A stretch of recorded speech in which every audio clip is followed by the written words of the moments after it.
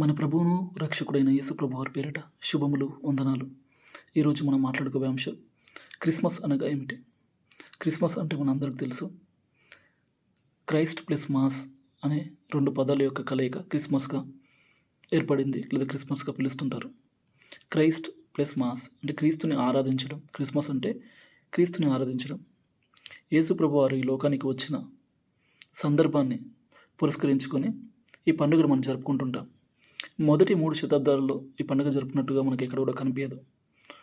336 AD నుంచి 4వ శతాబ్దంలో 336 AD నుంచి ఈ పండుగను మనం జరుపుకున్నట్టుగా మనం చూడగలం.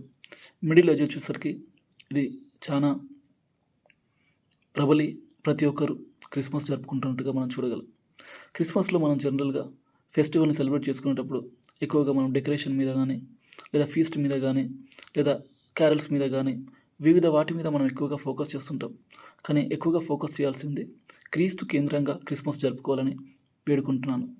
క్రీస్తు ఈ లోకానికి ఎందుకు వచ్చాడు అనే ప్రేమను చూపించడానికి, ఆ ప్రేమను మనం ఇతరులకు ఈ క్రిస్మస్ సందర్భంగా ఆయన చూపించే ప్రేమను మనం కూడా ఇతరులకి, అవసరతలు ఉన్న వ్యక్తికి, లేదా మన కుటుంబంలో ఎవరికైనా అవసరతలు ఉన్నా, మన చుట్టుపక్కల ఎవరికైనా అవసరతలు ఉన్నా వారి అవసరతలు తీర్చి ఎక్కువ ఖర్చు మన సంతోషానికి లేదా మన సరదాలకి ఎక్కువ ఖర్చు వృధా చేయకుండా కొంచెం తీసి, మనం చేసే ఖర్చులో కొంచెం తీసి పేదవారికి కానీ, మన చుట్టుపక్కల ఉన్నవారికి కానీ ఏదో విధంగా ఇతరులకు సహాయం చేసి దేవుని ప్రేమ చూపించాల్సిందిగా, అదే రీతిగా ఈ లోకానికి యేసు ప్రభువు వారు ఎందుకు వచ్చాడు ఆ విషయాన్ని కూడా వారితో పంచుకోవాల్సిందిగా ఈ సందర్భాన్ని సువార్తను చెప్పుటకు, సువార్తని ప్రకటించుటకు ఒక అవకాశంగా తెలుసుకొని ఇతరులకు సహాయకరంగా ఉండాలని, క్రీస్తు కేంద్రంగా ఈ క్రిస్మస్ అందరం సెలబ్రేట్ చేసుకోవాలని ఆశిస్తున్నాను.